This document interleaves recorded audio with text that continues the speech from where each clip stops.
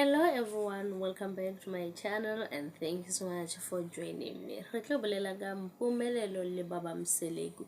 Ke bolela mabapi le comment ya Mahlako mo ile gore ba bolela gore baba mseleko o thomile go ratana le mama Sne a ba le ngwana le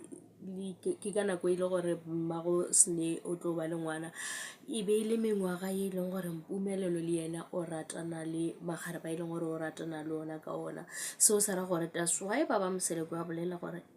ke nako ya gore mpumelelo ge ile gore o nyaka Izingane a se yage gane jwale gore se tle sa kgona gale ka gore ge a ka tlaga ze'Sthembu sa gagwe e le gore ko mogolo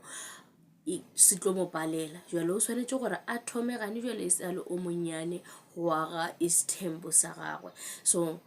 Vuyo kasi be ke lebetse ka mengwaga ga gore Vuyo o feta Mpumelelo Vuyo o na le 28 and then Mpumelelo o na le 23 mara mengwaga ga e re gore selo e no ba ile gore bothata ke ge ile gore wa mo controller ka ge ile gore Mpumelelo o bolela gore Vuyo kasi wa mo controller o actor as if jwale shitse le motswadi. Ke nagana gore bogolo jwa Vuyo kasi bo dira gore a bone o ka re Mpumelelo o childish ka lebaka la mengwaga e leng gore ba na le yona. Jwale ge ba ka dula fase ba mgalemela ba ga mseleko ba montšha tsela gore monna ga kgalemiwe ga control o ske bo controller monna o dule fase le yena le kgona go boledišana le tlo kgona go kwešišana ka se e leng gore le bolela ka sona mohlomong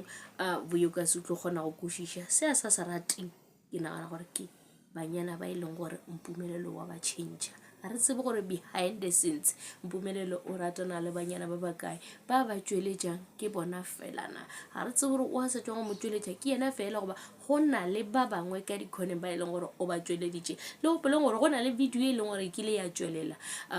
e le gore tirelo o e sendetše yena Vuyo kasi a mmotša gore a ke nyaka o kwa bohloko ke nnoši a šiwe indoda yakho ba e recordile ina le motho a robetše le yena. So a re tsebe gore behind the scenes Mpumelelo ke ntša di dirang gore Vuyo a lle ka yena. So a ke emelele a ke judge Mpumelelo ke bolela go ya le ka mokgwa e leng gore ke bona dilo ka re di ka gona ge ile gore Mpumelelo ke nnete o change banyana ba tlolla a se gore ge o tsena ka gare ga Izingane ora gore monna o tshwanetse gore a be le banyana di multiple girlfriends o tshwanetse gore a tiše o motee go ba babedi e felele gona mo e be lela ka mokana le tsebana e seng gore go tle ba bantšintši o sa re ke o hwetše le o sa re ke o hwetše le gore ke o ke tšona tšeo. And thank you so much for watching. Please don't forget to like and subscribe. Ta-da.